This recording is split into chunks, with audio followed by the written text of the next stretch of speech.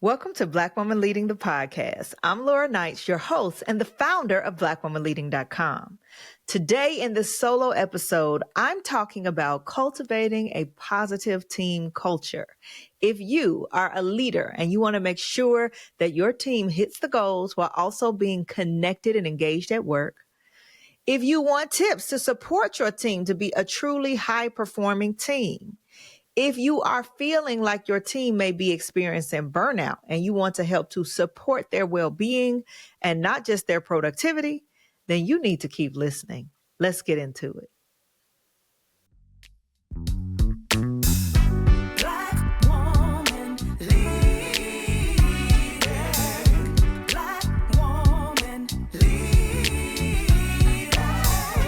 This podcast amplifies the needs and experiences of Black women leaders in the workplace with a holistic focus on three core areas: leadership development, mental wellness, and relationship management.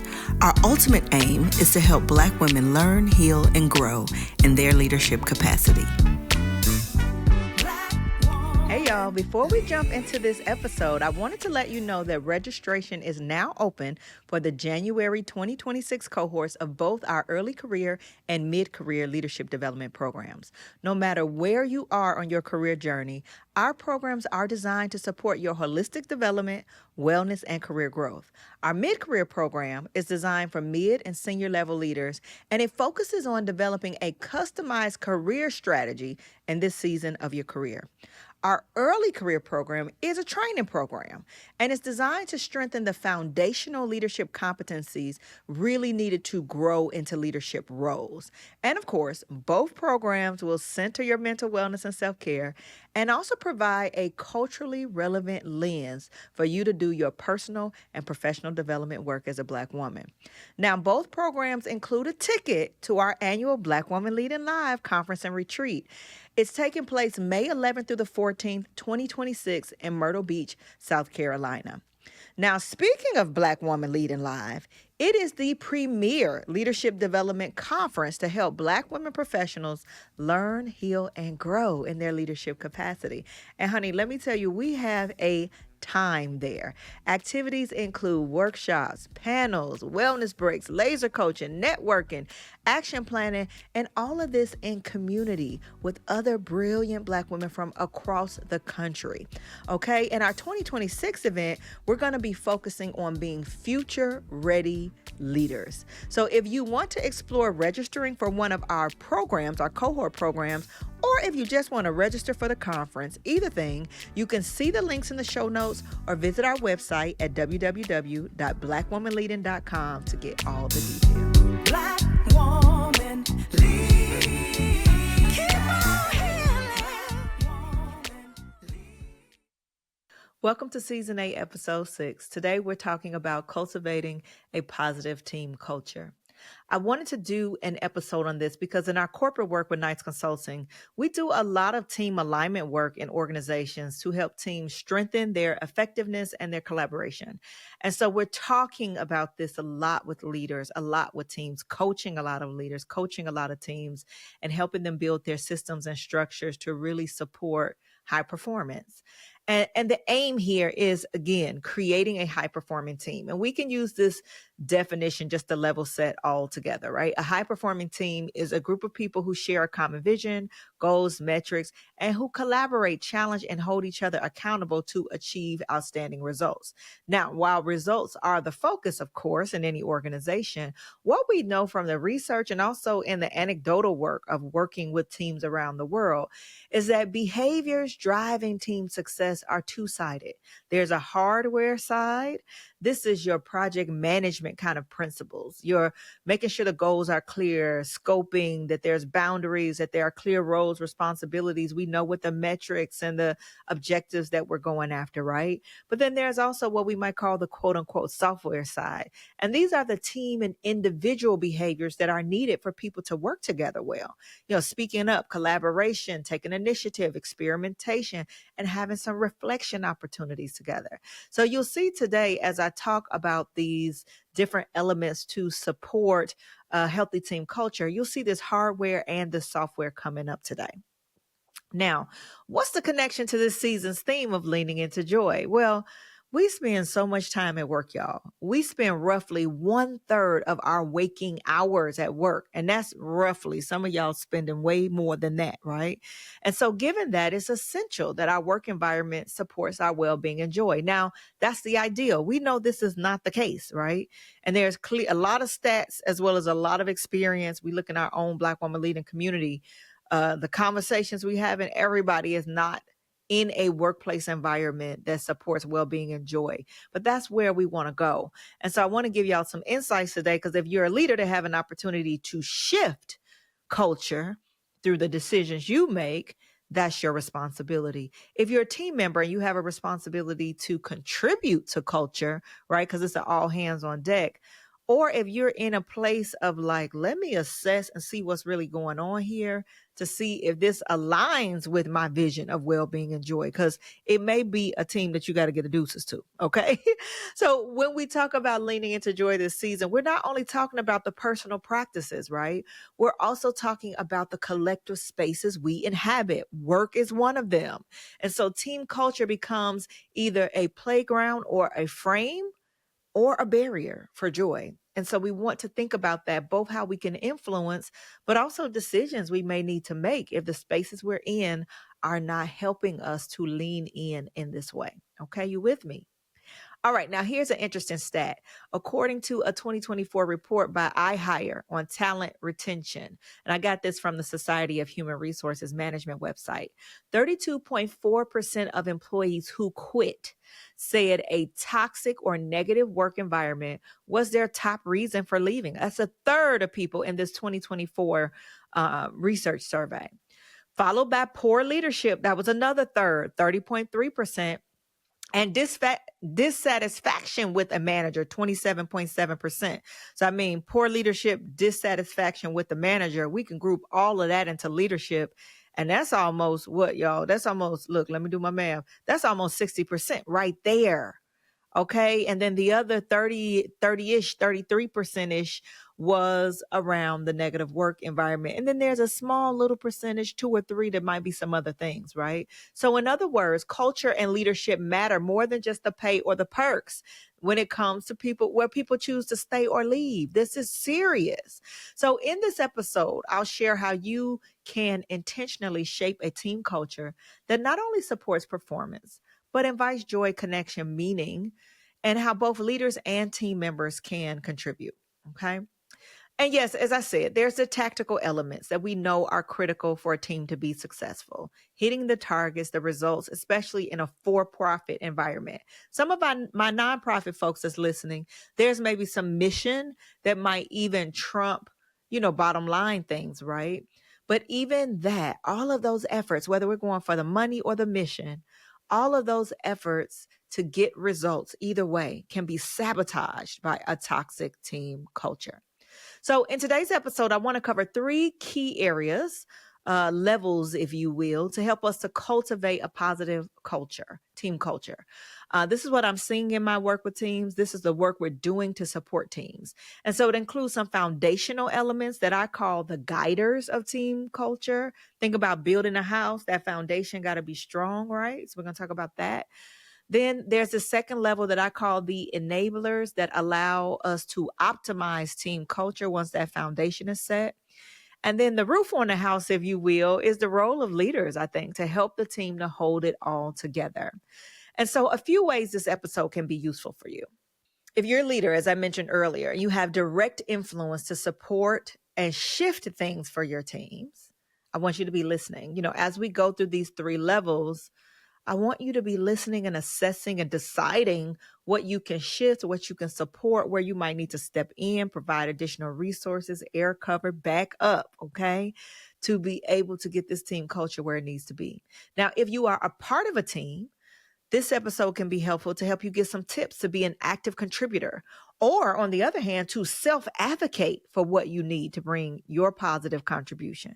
So I want you to be listening and seeing, is there anything I can take back here that I can request, that I can ask for? And listen, we got a lot of folks job searching now.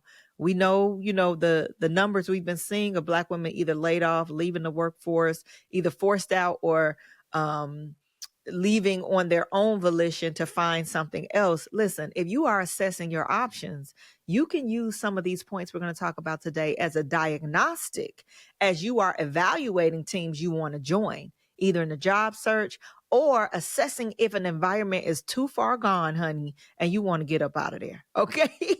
So I'm hoping that wherever you fall, there is something that you could take away from today. Okay. So let's jump into these 3 levels. Let's start first with foundational elements. And this is what I call the guiders, right? This is the foundation of the house, if you will. So these are things like mission and purpose. Like, why does the team exist? And I think about within an organization, I ask this in some of the trainings we do. Does everyone on the team know what the purpose of the team is, right? What is the purpose of this team? For example, if I'm working with an L&D team, I was working with an L&D team the other day. The purpose of their team is to make sure that that organization's workforce is ready for this future strategy, that they are not only helping people skill right now for what they need, but in the future, based on where the company is going, will the people be ready? Will the people be equipped to do that work with mastery and with expertise? When we think about all the technological changes, all the disruption in different markets, right?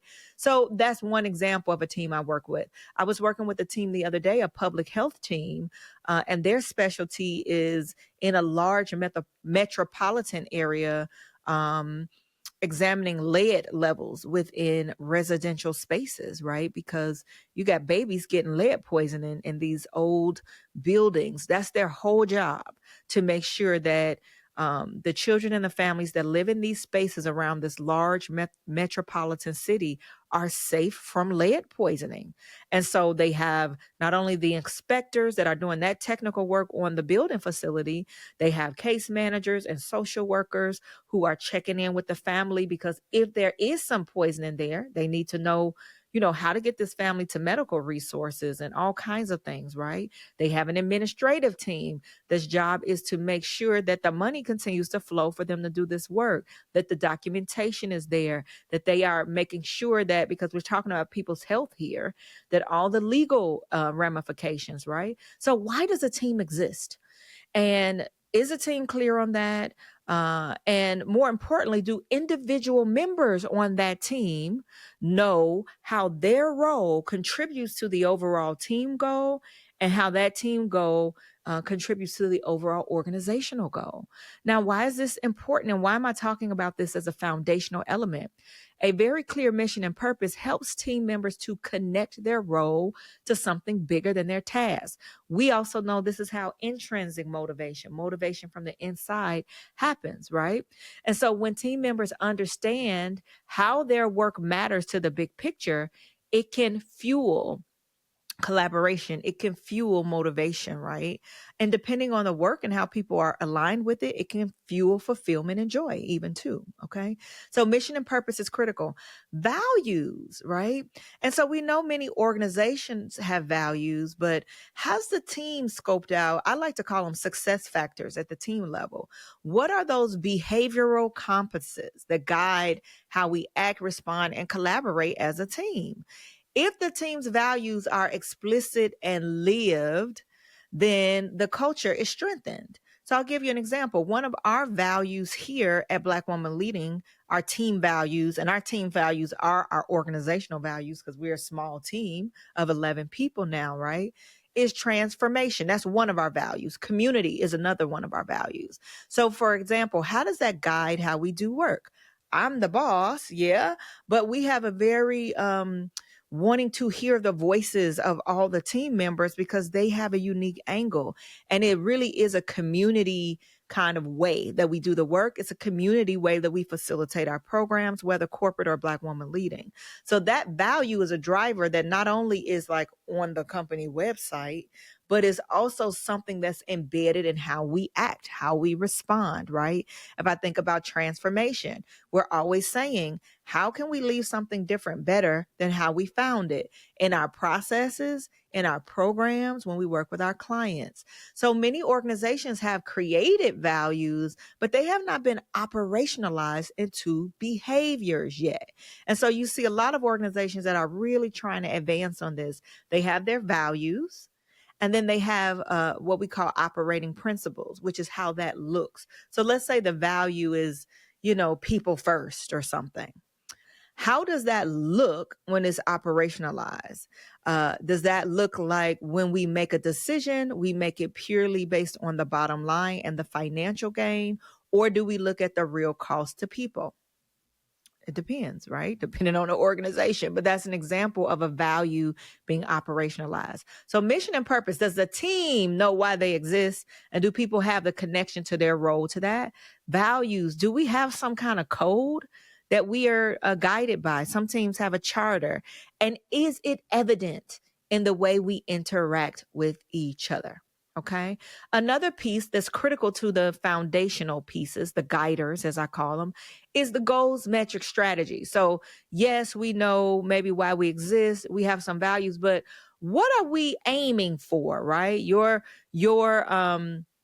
company may call them key performance indicators or OKRs, objectives, key results. No matter what you all call them, having some key goals, metric strategies translates that mission and value into focus and action. Okay. They help to avoid drift. We're just out here doing stuff, but what's the target? Like, where are we going? It helps the team feel progress. If we know where we're going, we can see benchmarks, right? Now, the important thing, because we're talking about at the team level, not at the organizational level here, these goals and metrics should have some type of cascading alignment. And so what do I mean by that?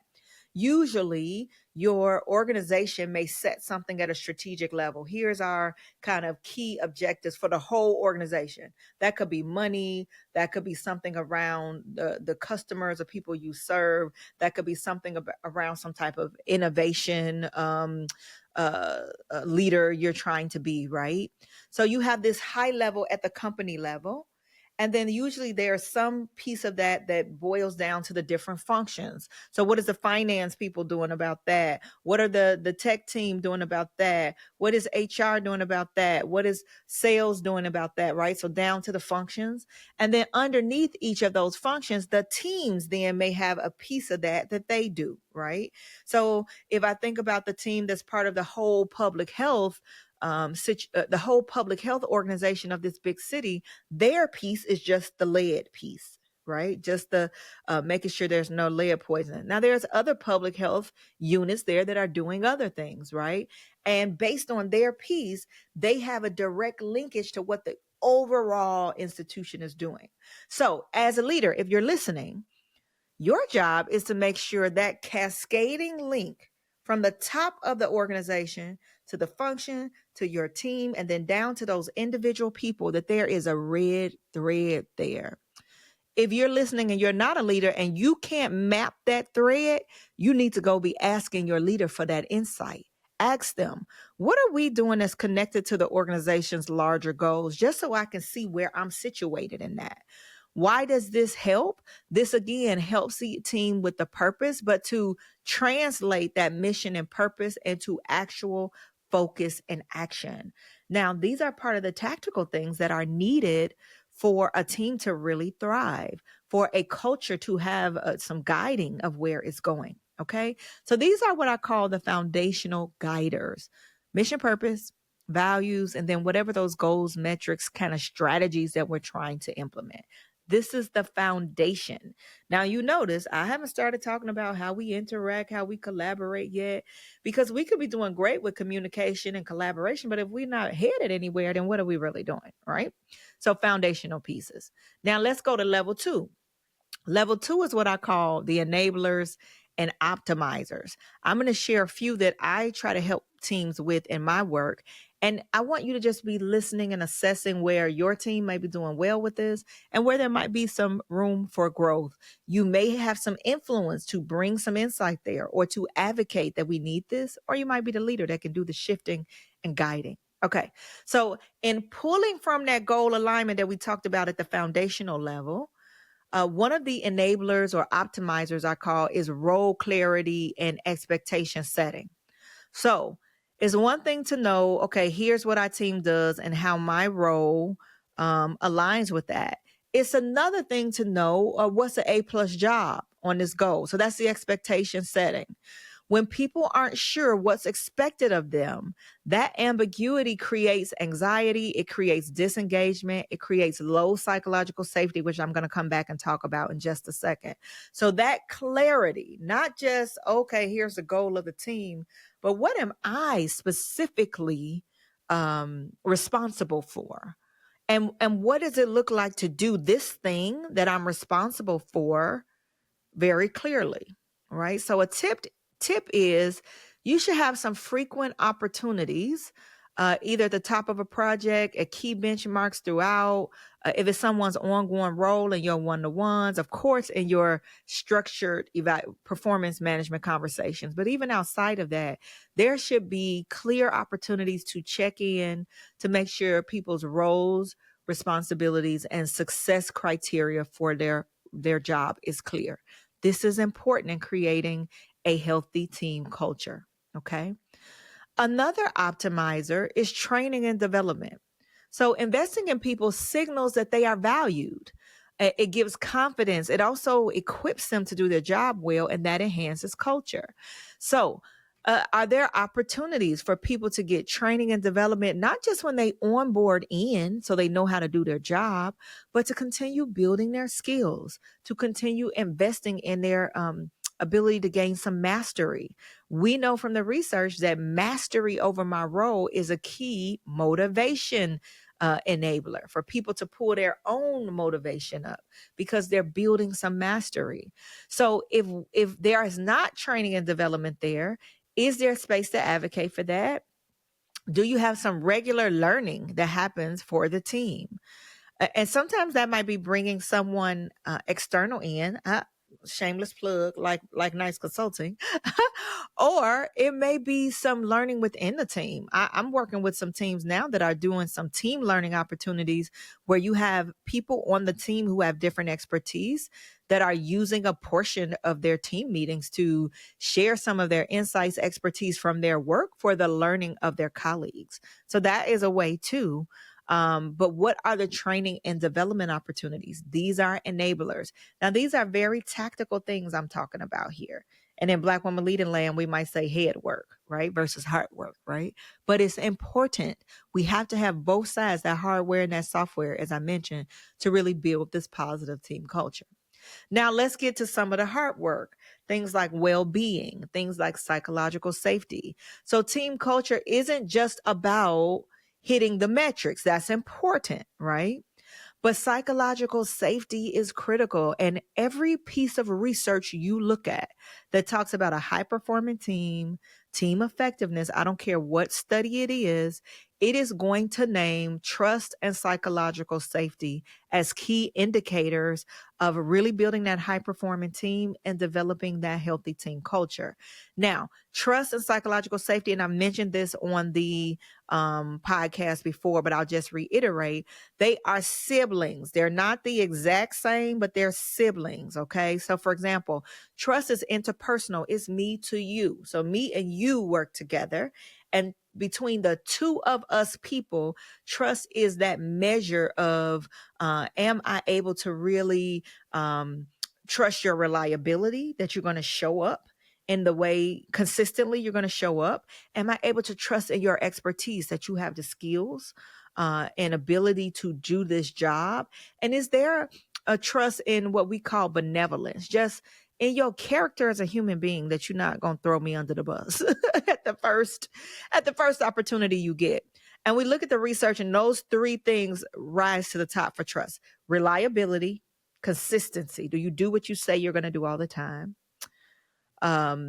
That credibility or expertise. Do I feel like you know what you're talking about? Like, do you know what you're doing? Right. And then the third is that benevolence. As a human being, we don't have to be besties. We don't have to kick it out after work. But is there a general sense that you want me to be successful in my role? You don't want to sabotage me, right? So that's trust, me to you. Now let's talk about psychological safety, which is trust at the team level or the culture level. And that's what I want to focus on. I just wanted to give you that little trust piece, right? I just want to focus on the psychological safety. So psychological safety is a shared belief that the work environment is safe for what we call interpersonal risk taking. That means that people feel confident that they can speak up, share relevant ideas, ask questions, disagree, report mistakes, ask for help without fear of being judged, punished, embarrassed, or humiliated in some way. So in the team meeting, can I say, I have a question for clarity because I don't understand exactly what you just said. Is it safe for me to do that? Right? Is it safe for me to do that? That's psychological safety. And we know that's important to support the well being of your team. Now, in a minute, I'm going to come back and talk about if you feel like your team is burnt out and we want to help them restore well being. I'm going to come back to that in just a minute. But I wanted to throw out this psychological safety that team members and leaders alike can intentionally check in and say, how am I really doing? What supports that I need? And ask for that. Okay. Now, leader, if you're listening, and there's some great books out there around psychological safety. I'll throw out some resources. Dr. Timothy Clark, he talks about the 4 levels of psychological safety on his website, which is, I think, called Leader Factor. He has some great resources. He also has a book on it, but he has some great resources of how you can increase the psychological safety on your team. We need a whole episode on that, but there are resources out there for you. Dr. Amy Edmondson, in her work, you can look her up. She has a couple of books on this psychological safety. That's her area of expertise. Look into those things. If, as I'm saying this, and you feel like, no, my people don't feel safe to ask questions. No, my people don't disagree. We have what's called artificial harmony, meaning we're in the meeting and I'm asking if, what y'all think about this. And everybody's like, it's fine. And then you leave the meeting and you hear all this chatter of what they didn't agree with. But for some reason, they didn't say that in the meeting. That means there's some low psychological safety there. Now, psychological safety, although I'm talking about it right now in the concept of collaboration, what we know from the research is those earlier tactical things I was talking about, like role clarity, also support psychological safety. Because think about it. Even if we're cool and I can ask for help, but I'm not clear on what I'm supposed to be doing and what's an A+ job. Am I going to be even know the right questions to ask? Am I going to feel like, oh, well, I should know this, so maybe I shouldn't ask? It does not support high psychological safety when people do not have role clarity. So yes, it's that soft side of the collaboration. Do you have an open door policy? Can people come talk to you? But it's also the tactical side, like, do I have role clarity? Do I know what's expected of me? All of those things build into psychological safety and our ability to be well at work. Okay. I'm going to give you one more enabler. So we're in the middle. Remember, we did the foundational guiders. We're in the middle with the enablers. This last one is really about communication and healthy collaboration rituals, as I call them. So communication, right? Is there opportunity for regular non-siloed opportunities for the team to talk and collaborate around their work? And I call them rituals because usually this type of communication and collaboration lives in your team structures and rituals, like your daily stand-up, if you all do that, your daily stand-up meeting, or your weekly team meeting, or your one-on-one meetings, or your subgroup meetings, right, with people who are working on different projects. Is there opportunity for people to communicate about the work, to ask questions with each other on a regular basis? Not just an email, a Teams chat, a Teams thread is good. However, is there regular opportunities for people to get together on their work, and meaningful, not just meetings for the sake of meetings, y'all. Meetings that really get to the heart of the work where people can work out their collaboration together. That is really important. Are there opportunities for cross-role pairings, for peer mentorings, for informal check-ins, for team building, where the team can get together and get to know each other, right? And that fosters inclusive participation. This is important, not just meeting about the to-do list, but also for the team to kind of connect in ways, right? Is there retrospectives for reflection, for us to look back after this after this project or initiative and say, what happened, what did we do well, what will we do differently next time? Or are we just kind of finishing the thing and rolling on to the next thing and having the same issues over and over and over because we didn't have any time for reflection? Are there opportunities for regular recognition, weekly wins, peer shout outs, gratitude moments, right? All of that is part of our communication and collaboration rituals. Doesn't have to be a formal awards, but is it a shout out moment in a weekly team meeting that we can recognize the contributions of each other? All of these things that I've talked about, healthy communication and collaboration, psychological safety, well-being, role clarity, training and development.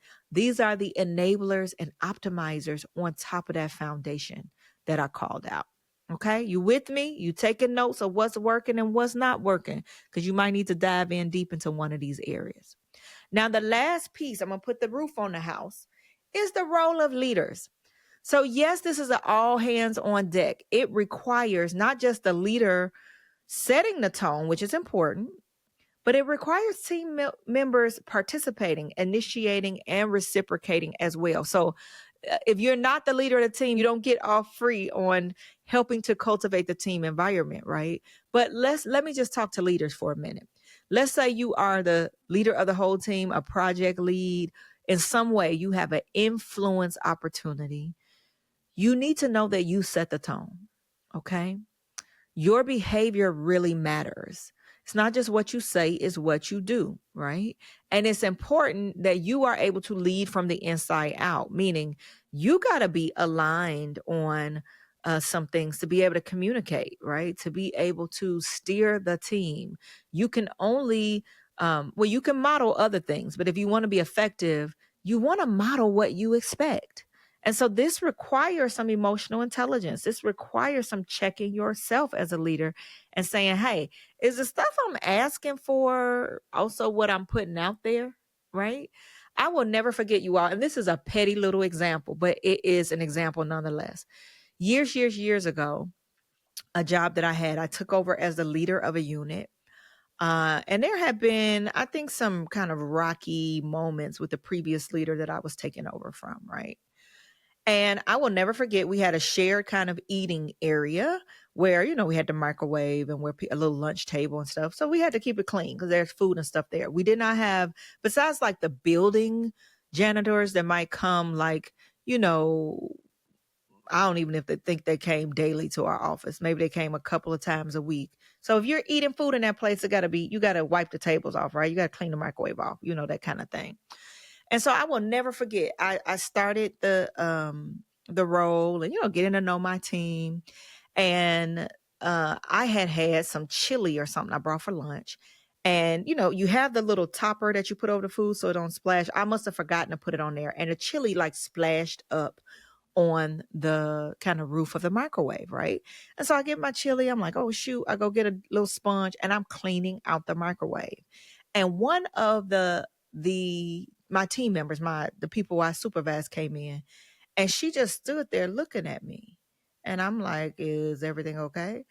And she was like, I can't believe you're the manager and you actually clean out the microwave. And I'm looking at her like, girl, we don't have no maids. I made the mess. So yeah, I'm gonna clean it out. And she said, we have had so many issues with our previous leaders, I guess, like demanding that we clean out all these stuff, and they're using it too. And they don't do any of that. And it's like, okay, I'm not mad with contributing, but we're not your slaves here. That's exactly what she said. Now, this was something as small as just wiping out the microwave, but it was one of those things that I will never ask you to do something that I'm not willing to do or that you don't see me doing. So we have to make sure that we're modeling what we expect. When we talk about psychological safety, when we talk about all of these different things, right? Communicating, collaborating. Are we modeling that, leaders? That's one part of our responsibility. Another part of our responsibility is setting the mechanisms in place to reinforce the culture, meaning recognizing behaviors that are aligned with the values and the vibe we're trying to create, and quickly calling out behaviors, addressing them that do not align with that, not just letting that stuff go unchecked. Because what you allow to go unchecked, when it is clearly a violation of the values and the culture you're trying to create, allows that to be a runaway train. It also builds resentment because it says we're not really serious about what we say we're serious about. We're not really serious about these values. We're not really serious about everyone being treated with respect when we don't address those things. So we have to embed the quote unquote culture talk in our real team rhythms, not just walking the walk ourselves, but like checking it when it's not there. That is the role of the leader, right? Captain of the ship, right? Other things, empowering our team members, right? So a strong culture doesn't solely depend on the leader. It thrives when members take ownership. Are there opportunities for the team members to take ownership? Or are you the micromanager of everything, right? So that's important. We also monitor and sustain.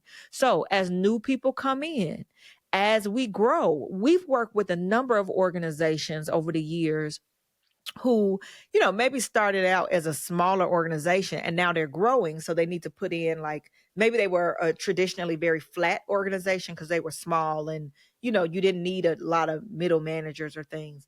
But as they've been growing, and now you can't have one manager for 20, 30 people because you can't tend to their development. You can't manage them properly. They're having to raise up other leaders. So we're working with them to help them up level, people to be people managers and things of that sort. And so over time, those little shifts might change the culture a little bit, right? I work with a lot of teams that are in those organizations that are doing that. They used to just have one leader. Now you have a leader who now manages a leader of other people. And what does that look like, right? How does that shift the culture? We have new people that come. So what are the ways that we acclimate people to the new culture? And I have seen this so much, you all, in doing the team alignment work with organizations. When an organization or a team hasn't really set culture, somebody new comes in, you haven't showed them how we do things around here. So they just start being willy-nilly doing whatever they want to do because you haven't told them how to act in your house, right? So as work evolves, the organization grows, culture shifts, the team culture, the vibe of the team may shift a little bit as it gets bigger, as it gets smaller. As a leader, you need to revisit the mission, the values, the rituals periodically to make sure it's still in alignment with the type of healthy culture we want to have here. Now, you might involve your team on that, but you lead that. You kick that off as the leader. Okay.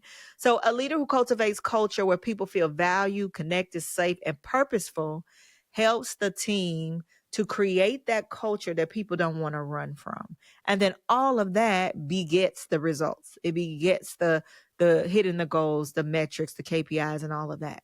Now, I mentioned, let's say you're listening to this and you say, it's a time where organizations are downsizing. It's a time, I was talking to someone just this morning that was talking about two people from their team were either downsized, let go, whatever it was, they left.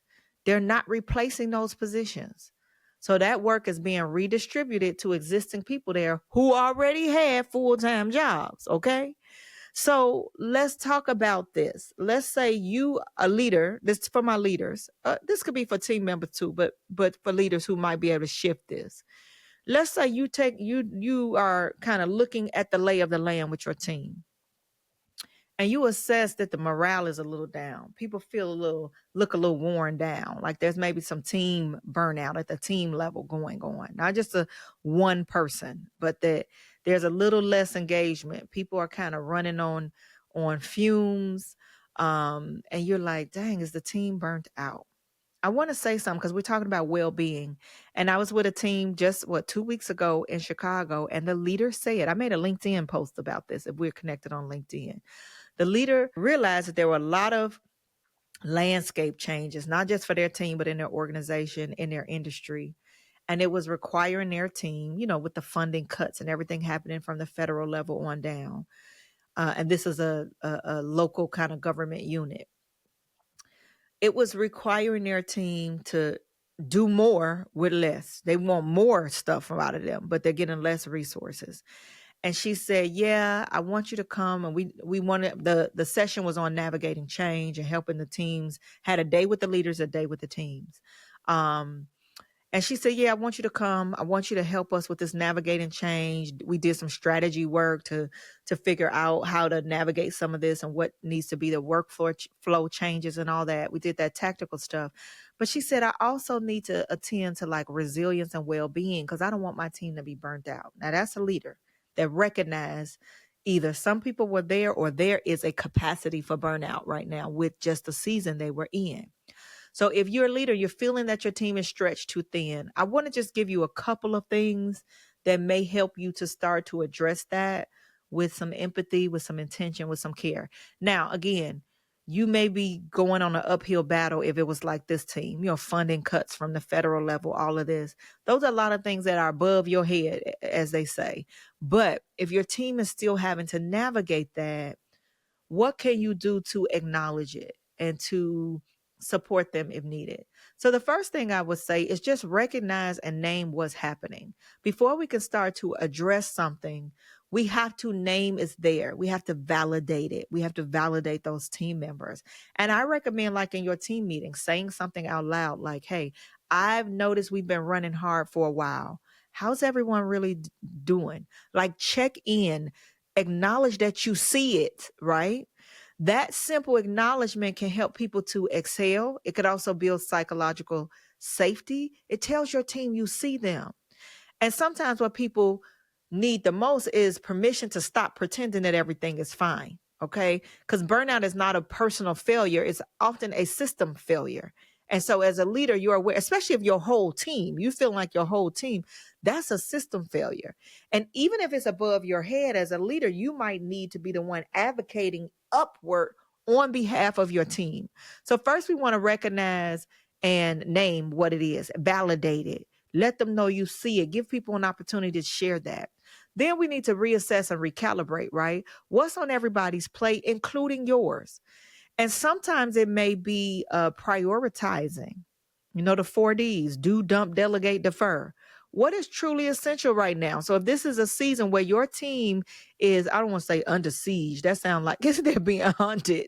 I don't want to say under siege, but that your team is, they got a lot on them right now.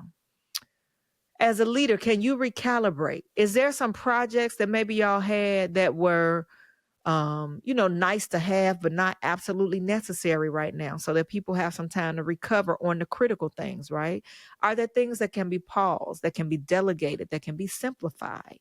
We want to recalibrate. And again, having the conversation with the team may help you to identify this, because depending on how many levels up you are as a leader, you may not know the nitty gritty, right, of what they're dealing with like they know it, right? So get some insight on that. And if possible, if we can give people back some time, some space to breathe, maybe it's delaying a project, shortening a meeting, or eliminating some meetings that may have proven to not be as useful or productive, taking something off the nice to have list to focus on the must haves, right? And you got to be the example here, because if we're telling people, take your PTO because it's not going to roll over. I was with a team 2 weeks ago. They were saying their PTO doesn't roll over. So they're trying to get people to take the time, right? But if you never slow down, if you never take the break, your team won't feel permission to do so either, right? So this reassess and recalibrate is about revisiting your priorities on behalf of the team and with the team to see if I'm really feeling like my team is burnt out.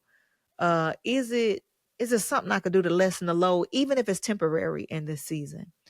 And then I would encourage you to reconnect to the team purpose, right? Remember why we exist. Sometimes when we're in this burnout, go, people can lose connection to the why. So you may have to help your team reconnect. You can maybe celebrate the story or share the story of a client they helped. Help them to see how their work is visibly doing something towards that overall goal. Okay. How their work is creating impact, right? If you're in the nonprofit sector and you have people that's working behind the scenes, but they never really get to touch your end constituent that you serve, can you bring those stories back? So the people over here can see how their piece of this chain, of this workflow, helped the end user. Purpose is energizing. So it helps people remember they're not just checking a box, especially in these really kind of tough work periods, and that they're contributing to something bigger. Now, another thing that you might want to think about is there little opportunities for some micro rituals of joy or rest for your team? 5-minute gratitude round at the end of a meeting. I was talking to one of the coaching clients the other day, and she was sharing, feeling that her team was burnt out. They started using 10 minutes of their weekly team meetings to share different kind of self-care and recovery strategies that they're personally doing to maybe give their team members some different insight and things, right? So it's joy, this joy, and is there little ways, is there little team builders? Can you treat them for lunch? We know that that's not going to be a big mover if people are feeling like they're under some back-breaking work, right? But just little signs of appreciation, you never know. They can go a long way when people feel seen and they feel heard. Okay. And then, as I said, finally, model it. Model what you want to see as a leader, right? You set the emotional temperature. If you're constantly exhausted, operating in overdrive, your team will think that's the standard. You sending emails at 3 a.m. and all this kind of craziness. Your team will think that that is the standard. Show them what appropriate boundaries look like. Okay. Take your PTO and don't be answering emails when you take it, and encourage them to do the same. Okay. When you lead with this kind of humanity, you let people know that you're a human too, that you see that they're a human, and then we can create this culture where we can be human together. That's going to be critical for this healthy culture. Okay. So we talked a lot. Okay. Today, y'all, I talked about foundational elements, and I wanted to just give you some of these indicators. So if something hits, it's like, ooh, that's where we need some work, or ooh, that's where we're doing really well. You can optimize what you're doing well, and you can address what you are not doing well. If you have if you're a leader and you have the influence to shift it, go for it. If you're a team member and you can contribute and influence, go for it. If you're a team member and you realize this might be what we need, advocate for it, right? Ask for it, right? And again, if you're assessing if this is a place you want to be or a place you want to stay, look at some of these indicators to say, hey, are these things in motion? May not be perfect, but are these things in motion to create a healthy team culture where I can really thrive? Okay. So as we wrap up, this episode today, I want to leave you with this. Cultivating a positive team culture isn't just about policies or perks or even the bottom line. It's about people. It's about creating environments where purpose, connection, and joy can actually coexist with performance, right? Even at work. Whether you're leading a team or simply part of one, you have the power to influence that atmosphere through how you listen, how you show up, how you care for yourself and the other humans around you. Because when our teams are well, our work becomes not just productive, but also a place where people can bring their best contribution. Okay. So here I always leave you with a challenge in the solo episodes. So leaders, here's an action step or challenge for you. Think about one ritual from those enablers I talked about, the communication, everything from communication to thinking about training and development, to thinking about building psychological safety, to addressing team burnout, if that's something that you are feeling like you're seeing, right? I want you to pick one of those areas where over the next maybe 2 weeks, I know we have the holiday coming up, but that you will either introduce as a discussion point to ideate with your team and co-create with your team, or reinforce if it's there, refresh it, bring it back to the surface. Okay. Now, if you're a team member, maybe you're not a leader, but you're a member of a team, I want you to identify one behavior you can personally commit to that supports the team culture. It may be giving some peer recognition. It may be speaking up in meetings. It may be asking for clarity on your role, on the project, the initiative that you're working on. That supports too. Okay. So I want to encourage everyone to take an action away from this to see how can I contribute to this healthy team culture and the high performing team that I'm on. Okay. Remember, work is a big part of our lives, y'all. The cultures that we are sitting in at work impacts our well-being, our sense of meaning, how we're experiencing kind of joy and engagement at work. When we're intentional about culture, we're not just kind of doing our jobs, but we're helping to create places where we really can thrive. I mean, a third of our lives, y'all, our humanity got to be at work too. Okay. So I hope this episode resonated with you. If so, I would love to hear from you about your takeaways. Shoot me an email, a LinkedIn message, IG message. Let me know what was your takeaway. If you are going to take me up on my challenge to do an action item Let me know I want to know. I want to support you. I want to root for you, what you decided to take away. And listen, you all, this was helpful. Share it with your colleagues. Share it with your team at work, right? Share it with your team at work. Share it with your leader, right? We're on all major podcast platforms. Make sure you follow us so you don't miss anything. Subscribe to our YouTube channel, y'all, at Black Woman Leading. And that way you can watch the full podcast on YouTube as well. If you want to connect with us on socials, we are at Black Woman Leading. Woman is singular on Instagram, Facebook, LinkedIn, and YouTube. You can also visit our website at blackwomanleading.com to learn about our programs, our events, all the things we have going on. And of course, if you want to connect with me personally, I'm at Laura E. Knights, most active on Instagram and LinkedIn. And then finally, I've referenced today, some of the different work that we're doing inside of organizations, even outside of our Black Woman Leading programs. If you want to learn more about that work, you want to bring us to do some work with your team, visit our corporate site at niceconsultinggroup.com. We love to connect with you in any of these ways. And until next time, be well.